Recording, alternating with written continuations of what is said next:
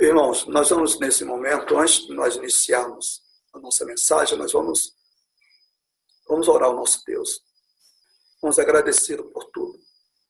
Nosso Pai que está nos céus, nós te agradecemos, ó Deus, pela semana que já se passou.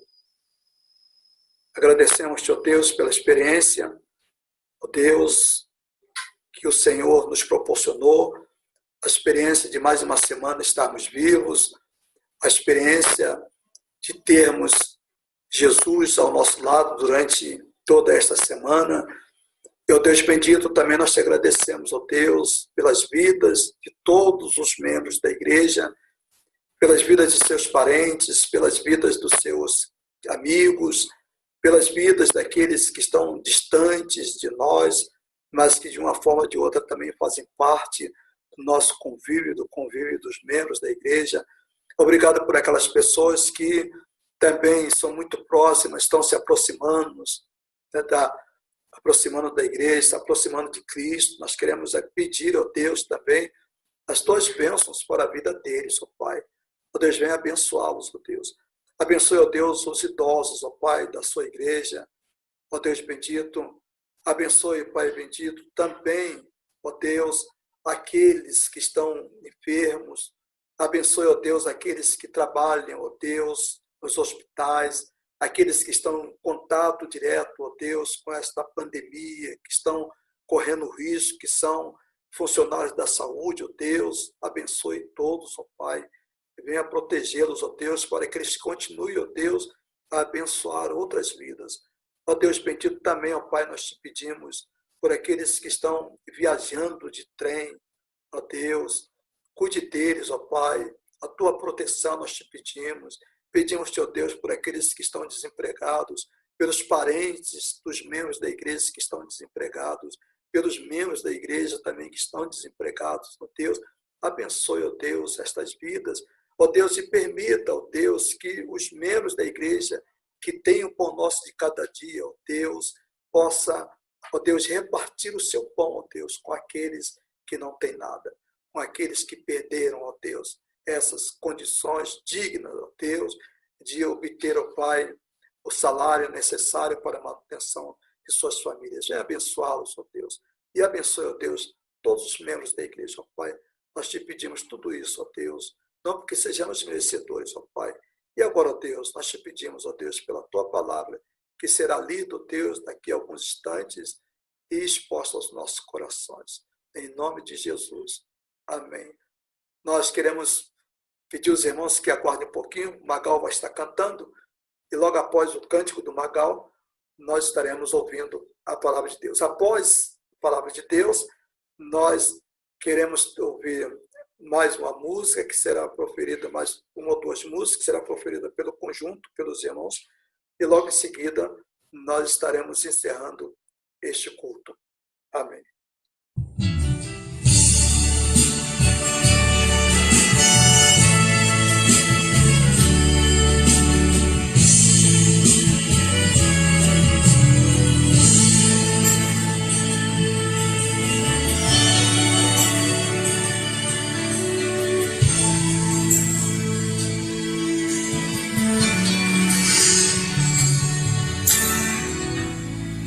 Caminhando tão vazio, via tudo perecer. Não havia esperança, só pensava em morrer.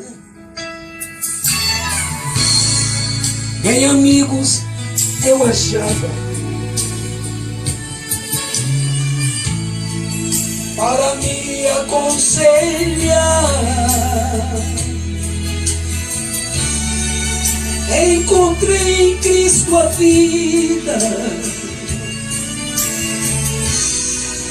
e ninguém me pôde dar. Jesus tem misericórdia,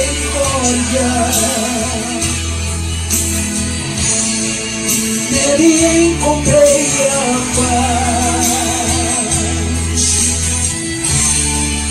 é o amigo verdadeiro. Grandes coisas ele faz. É o amigo verdadeiro. Grandes coisas ele faz.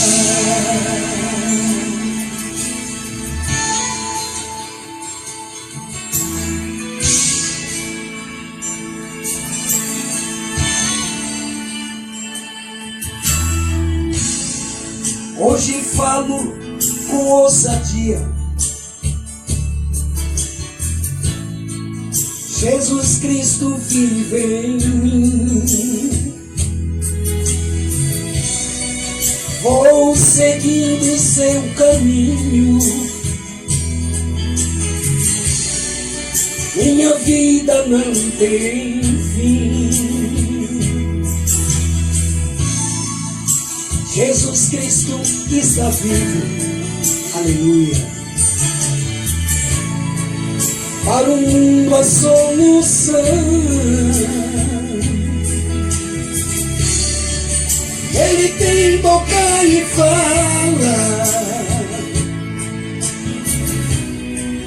Não são como os deuses, não. Jesus tem misericórdia. Nele encontrei a paz. Meu amigo verdadeiro. Grandes coisas ele faz.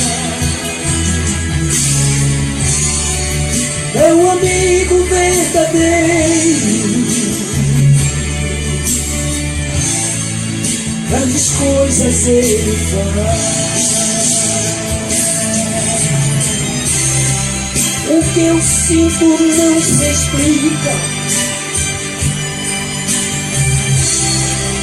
É demais amor pra mim. Jesus tem misericórdia. Nele encontrei a paz. Oh, aleluia. Meu amigo verdadeiro. Grandes coisas ele faz. Meu amigo verdadeiro. Grandes coisas ele faz. Meu amigo verdadeiro.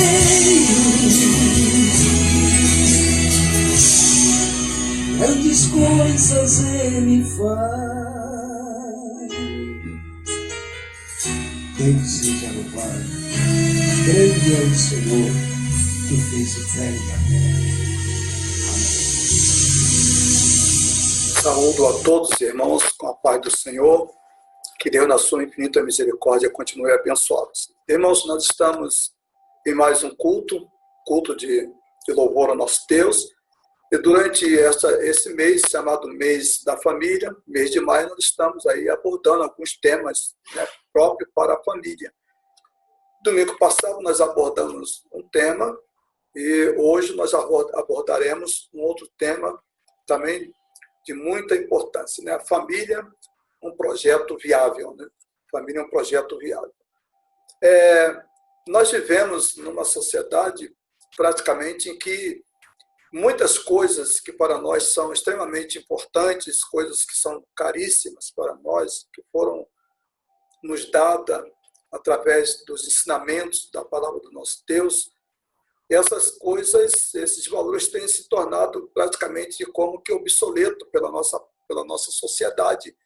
E não somente pela nossa sociedade, eu também, por nós também, pelo desuso, pelo desconhecimento e pela não prática daquilo que a Bíblia nos ensina com a palavra de Deus. O grande Josué, num determinado momento da sua vida, ele teve que chamar o povo para que o povo fizesse uma escolha. No capítulo de número 24, no versículo de número 10, o Josué faz exatamente 24, versículo 15, corrigindo, Josué faz essa chamada, chama o povo para que o povo faça uma decisão. Olha o que ele diz: mas se vos parece mal servirdes ao Senhor, escolhei hoje a quem haver de servir, se aos deuses a quem serviram vossos pais, que estavam lá no rio, ou os deuses dos amorreus, em cuja terra habitais. Porém, eu e a minha casa serviremos ao Senhor. Nós vivemos numa sociedade marcada por dilemas, sem sombra de dúvida, né? Dilemas de decisões que a gente precisa tomar no nosso dia a dia, na nossa prática, né? Como crente, como salvos, como servos de Jesus, né? Possuidores dos valores do reino de Deus. Nós temos praticamente durante todos os dias decisões que nós precisamos tomar, né? E esses dilemas, eles não são dilemas novos, são dilemas antigos, né? Desde a época de Moisés, da época de Josué, esses dilemas sempre existiram, o dilema de tomarmos decisão. E uma das grandes coisas, eu vou abordar alguns valores que estão muito presentes na sociedade que nós vivemos, e em cima disso a gente vai trabalhar um pouco a questão da família. A primeira coisa que nós destacamos aí é que a sociedade que nós vivemos é uma sociedade extremamente individualista, né? Um individualismo exacerbado. E também isso não era estranho à época de Josué. Aqueles que imaginam que na época de Josué, que no passado tudo era maravilhoso, tudo era bonito, tudo era gostoso, tudo era prático, as pessoas obedeciam, estão extremamente enganados, né? As demandas da vida, elas sempre existiram, e com o passar do tempo, com o passar dos séculos, essas demandas vão adquirindo uma nova roupagem.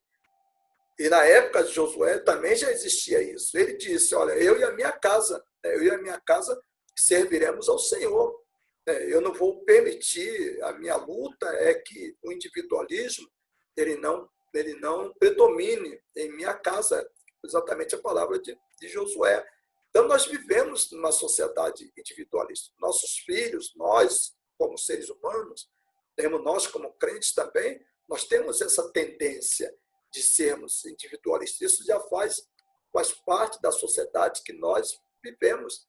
A nossa sociedade é assim. E essas marcas, às vezes, elas são muito avassaladoras. Elas conseguem entrar, né, no interior da nossos pensamentos, das nossas almas, no interior das nossas residências, e passam exatamente a prevalecer isso. Então, é um grande desafio. Como vencer o individualismo? O que fazer? Como devo proceder para poder superar essa dificuldade, essa marca presente na sociedade que nós temos hoje, que é exatamente o individualismo? Então, aqui nós temos duas imagens, a imagem de uma pessoa, né, sozinha, com seus dramas, com as suas dificuldades, com seus dilemas, e nós temos exatamente uma segunda imagem, que é a imagem exatamente de uma família, né, sentada, reunida, né, festejando, vendo alguma coisa. Então, esse chamamento para que nós sirvamos ao Senhor de forma familiar é uma chamada antiga, uma chamada que está presente em nossas vidas. As nossas individualidades, elas não podem ser, né, abafadas, mas, ao mesmo tempo, temos que ter o devido equilíbrio para que essa não seja exatamente a nossa marca, a marca da individualidade. O indivíduo individualista, ele se empobrece, né? Ele tem dificuldade de relacionamento, ele se isola, ele se coloca como se a única pessoa existente no mundo é ele. Ele se coloca como os valores, né? Os valores que ele abraça têm que ser os únicos valores que todos devem abraçar. Essa individualidade é extremamente antibíblica, ela é anti-Novo Testamento. Então, esse é um grande desafio que temos como família, vencer exatamente aquilo que nós chamamos de individualismo. A segunda coisa que também nós temos, né, o segundo ponto muito importante é o hedonismo, né? O hedonismo, ele está muito presente na sociedade. O que vem a ser isso, né? O que vem a ser essa palavra hedonista, né? Hedonista, o hedonismo, né? Essa palavra significa prazer pelo prazer. A pessoa vive em função só do prazer. Ele faz tudo em função do prazer. Ele não tem outra meta na vida. A meta dele é satisfazer os seus desejos, né? Seus desejos, seus prazeres. Né? O prazer está em primeiro lugar. E esse prazer, nós temos que estar atento que não é prazer como muitos nós possamos imaginar. Prazer, nós podemos ter uma vida de prazer através da comida, nós podemos ter uma vida de prazer através da leitura, através da ciência, como também através de bens materiais. Então, esse estilo de vida, né, ele está muito presente no dia a dia das pessoas e alcança aí essas mais variadas formas. Né? Tem pessoas que o prazer dela, o bem supremo dela é a comida. Há outras que o bem supremo deles é ter bens materiais, não importa os outros, não importa as outras pessoas. Então, isso, aliado ao individualismo, torna a sociedade uma sociedade extremamente difícil de convivência. E veja bem, Josué, ele fala, a quem serviram vossos pais? Né? Os pais dos israelitas, que estavam lá na geração de Josué, eles, afinal de contas, eles serviram quem? Então, Josué, claro, eles serviram outros deuses. Que deuses eram esses? Deuses não é simplesmente imagens, mas deuses também pode ser valores que nós abraçamos. O apóstolo Paulo, quando escreve a sua carta aos Coríntios, o apóstolo Paulo ele diz, né, que o Deus deste século cegou o entendimento das pessoas para que não vejam. E não vejam o quê? Para que não vejam, né, a manifestação da glória de Deus. Um outro pormenor também muito interessante que nós temos na sociedade que nós vivemos é o imediatismo. Nós somos pessoas que queremos tudo pronto. Né? A nossa sociedade, as nossas famílias, né? Os nossos filhos, todos nós somos, de uma forma ou de outra, imediatistas. Aqueles mais antigos, evidentemente que eles têm dificuldades disso, porque eles não viveram uma sociedade tão imediatista como a que nós estamos vivendo agora. Vocês vejam, nós temos aí 3 imagens, né? Essas 3 imagens, elas revelam perfeitamente, né, aspecto da vida que nós vivemos. Né? As comidas já vem pronta, a gente não precisa mais estar fazendo, né, cortando, né, preparando legumes, preparando verduras. Hoje nós podemos comprar no supermercado, já vem tudo prontinho. Né? O estilo de casa, quem pode fazer um estilo de casa que tudo está ao alcance. Né? Os próprios carros de hoje, né, os carros do futuro, mas já há carros hoje que atendem todas as necessidades imediatas. Você não precisa. Nós vamos chegar a um determinado momento que você vai entrar dentro do carro e você vai falar, e o carro vai te conduzir aonde você quer. Você não vai mais ficar preocupado em fazer manobras difíceis. O próprio carro já vai fazer, já há carro que faz isso. Então, esse imediatismo, esse estilo de vida nos torna exatamente cada vez mais imediato. Nós queremos as coisas rápidas, prontas, nós queremos as coisas agora. Nós somos da era do apertar o botão, nós não somos da era de esperar. Em função disso, o que acontece? Em função disso, as nossas famílias sofrem porque os nossos filhos e nós não temos mais paciência, por exemplo, de ir para a escola bíblica dominical e sentar e passar ali 40 minutos, 50 minutos, 60 minutos, ouvindo, discutindo a palavra de Deus. É tortura para nós, é tortura para aquele que é professor, uma aula de 50 minutos, é tortura para o aluno. Nós não estamos mais, a nossa sociedade, a nossa postura, né, ela não permite mais que nós fiquemos muito tempo sentados. Né? E aí, veja bem, Josué diz, olha, vocês estão com esse tipo de vida, né, essa vida imediatista, vocês adotaram outros deuses, na terra que vocês estão habitando. Vocês adotaram outros deuses por quê? Porque vocês querem coisas imediatas, vocês querem que Deus responda agora, vocês querem que Deus responda à situação de vocês, vocês querem que Deus esteja no meio de vocês, mas não querem gastar tempo, não querem orar, não querem ler a Bíblia, não querem, né, não querem ouvir, querem simplesmente que as coisas já estejam, né, à inteira disposição. Então, é uma sociedade, hoje é uma sociedade extremamente, uma sociedade que nós chamamos de uma sociedade extremamente imediatista. Nós somos imediatistas, sem sombra de dúvidas. Alguns menos, outros mais. E esse imediatismo, evidentemente, que tem influenciado na formação da família, tem trazido em algumas famílias abalos, né, esfacelamentos de famílias, né, tem deixado as famílias extremamente desestruturadas. O quarto é o relativismo. O que é o relativismo? O relativismo é a filosofia que não há valores absolutos.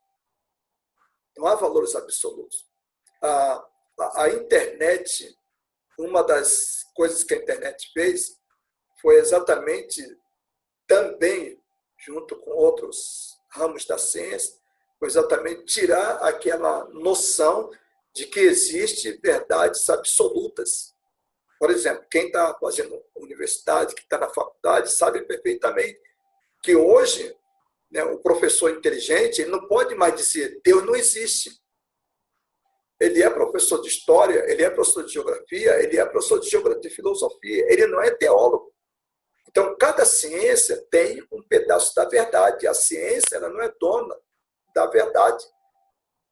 Ela é dona de alguns pedaços da verdade. Então, ela conhece um pouco da verdade na sua área. Por exemplo, na filosofia.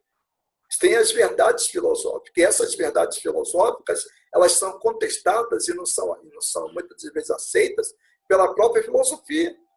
E medicina, né? Geografia, matemática. Hoje, a ciência não é mais dona da verdade. A verdade absoluta aconteceu exatamente, esse conceito veio até a modernidade. Hoje nós não vivemos mais na modernidade, nós vivemos na pós-modernidade. A modernidade ela acabou. Né? Então nós estamos num período pós-moderno. No pós-moderno, tudo é provisório. Tudo é provisório.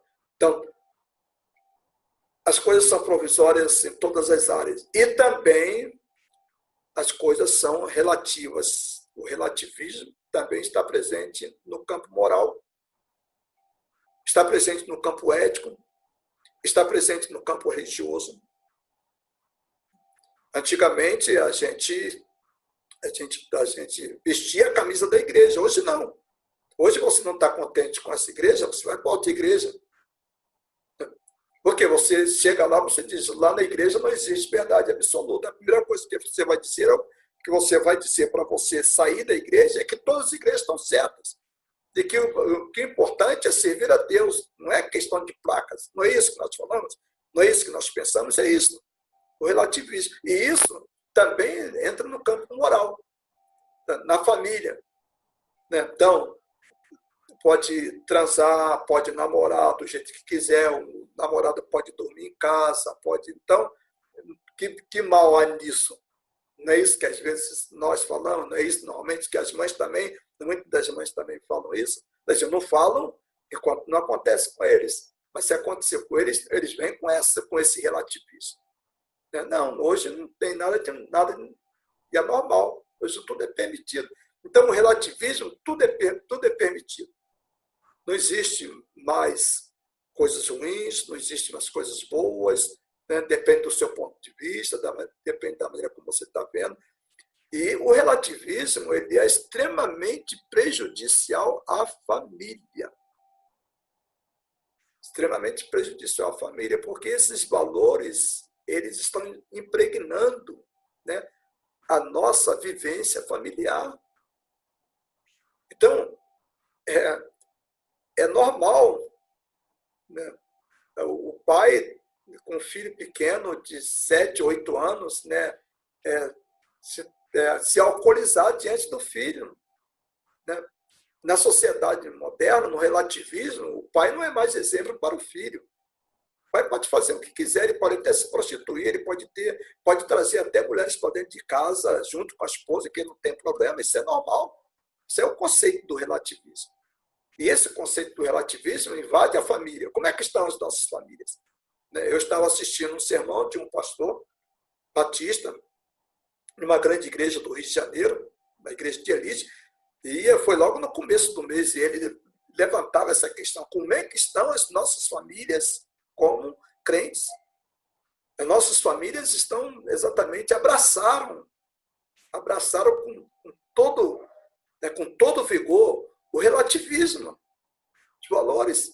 Os pais gostam do pastor até o momento que o pastor não advirta de algumas incoerências, de alguns relativismos que esteja sendo cometido na família e que tenha trazido consequências danosas para os filhos e para a esposa. Essa é a grande questão. E aí Paulo diz, como é que nós devemos proceder? Na época do apóstolo Paulo, na cidade de Corinto, era uma cidade extremamente relativista. Paulo diz, todas as coisas me são lícitas, mas nem todas me convêm. Eu posso fazer qualquer coisa, mas a grande pergunta que eu devo fazer é a seguinte: me convém? Me convém eu, como pai, encher a cara, trazer bebida alcoólica para dentro de casa, ficar alcoolizado diante das minhas filhas? É lícito eu fazer isso? Eu posso comprar. Quem é que me proíbe de comprar? Mas Paulo diz, mas é lícito eu fazer isso? É correto? Claro que não.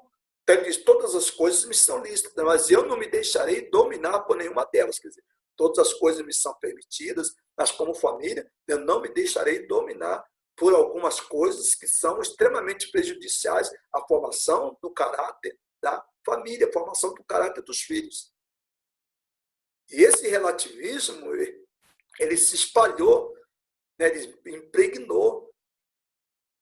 Então, é normal a família odiar, é normal a família ter raiva uma da outra, é normal não querer a igreja porque eu estou odiando alguém está me odiando. Isso tornou-se normal. É um relativismo.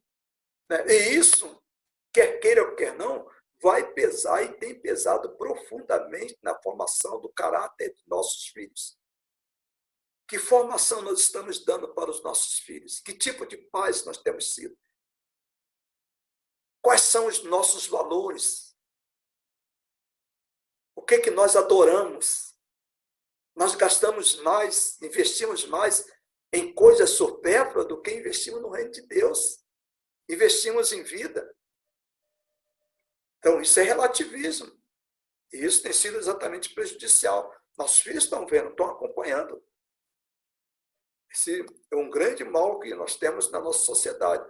E aí Paulo diz, olha, qual deve ser a nossa postura? Paulo diz, portanto, quer comais, quer bebais, ou façais qualquer outra coisa, fazei tudo para a glória de Deus. O que eu estou fazendo? É para a glória de Deus ou o que é? Isso que eu estou praticando vai glorificar a Deus ou não? Então, são perguntas que nós devemos exatamente ter em mente e que nós devemos exatamente ter como procedimento. E aí Paulo vai tratar desse assunto e nós deixamos exatamente essa inquietação, que deve estar presente em nossos corações. Família é um projeto viável de Deus. Se Deus fez a família, é porque Deus entende que ela é importante, ela é valiosa. É na família que nossos filhos serão estruturados para que depois, ou amanhã, sejam pessoas amadurecidas, sejam pessoas que tenham condições de viver, ter uma vida melhor, uma vida mais equilibrada, uma vida sem dificuldades, muitas dificuldades, uma vida sem muito sofrimento. É para isso. Então, Deus instituiu a família para que a família exatamente funcionasse como vanguarda para enfrentar todos esses desafios que a sociedade e que a vida apresenta e que vai continuar nos apresentando. Domingo passado, nós falamos exatamente sobre isso. Terminamos praticamente com uma ilustração. A ilustração do passarinho que constrói o seu ninho, num penhasco próximo ao mar, num lugar extremamente difícil, e esse passarinho alimenta os seus filhos, e quando esses filhos já estão em condições de voar, né, o ninho está pequeno, o espaço precisa ser ocupado por outros filhos que virão, outros ovos precisam ser colocados ali para que aquele passarinho possa chocar, aquela mãe possa chocar e ter outros filhos. E agora aqueles filhos que estão lá, que já foram alimentados durante algum tempo pela mãe, agora eles precisam sair para a vida deles, eles precisam agora enfrentar o mundo. E a mãe, ela vai fazer o quê? Ela vai esticar esses filhos, esses passarinhos, a voarem. E aqueles que por qualquer motivo, por dificuldade ou por algum tipo de deficiência, não conseguem voar, o que vai acontecer? Ele vai exatamente cair naquele penhasco, ele vai se arrebentar todo, ou ele vai exatamente ser presa dos outros predadores, que estão ali exatamente aguardando uma oportunidade como esta. Então, que filho nós estamos produzindo para o mundo? Que sociedade nós queremos? Que tipo de gente nós queremos? Que tipo de mundo nós queremos para um pouquinho mais adiante? Que tipo de igreja? Que tipo de família? Que tipo de parentes? Que tipo de reunião que nós queremos que sejam as nossas, como famílias, como parentes? Reuniões onde em 5, 6 minutos, ou talvez um pouquinho mais, esteja exatamente envoltas de muitas brigas, de muitas disputas. O almoço, que deveria ser uma bênção, se torna uma maldição. Nós temos casos, né, de finais de anos, temos acompanhado, de famílias que vão comemorar, de parentes que vão comemorar o Natal, às vezes comemorar o aniversário de uma mãe, e um irmão mata o outro. Né? Um irmão se engraça por lado de uma cunhada. Isso é o quê? Isso é exatamente valores que nós acabamos de citar. Então, o nosso querido Josué tinha razão. Ele disse, vocês podem fazer o que vocês quiserem, vocês façam as escolhas que vocês quiserem, porém eu e a minha casa serviremos ao Senhor. Eu e a minha casa serviremos ao Senhor. Que Deus abençoe a cada um de vocês.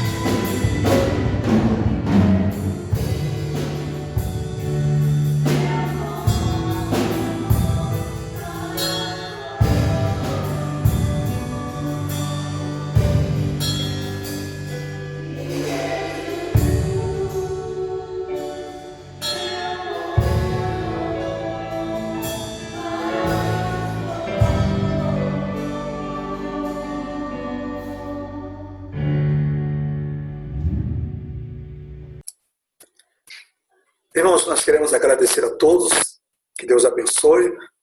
Queremos fazer aquele convite especial que sempre temos feito, que os irmãos, todos os sábados, a partir das 16 horas, 4 horas da tarde, nós temos uma equipe de irmãos que estão arrecadando lá as primícias, né, as ofertas, para que nós possamos ajudar os demais. Nós contamos com os irmãos.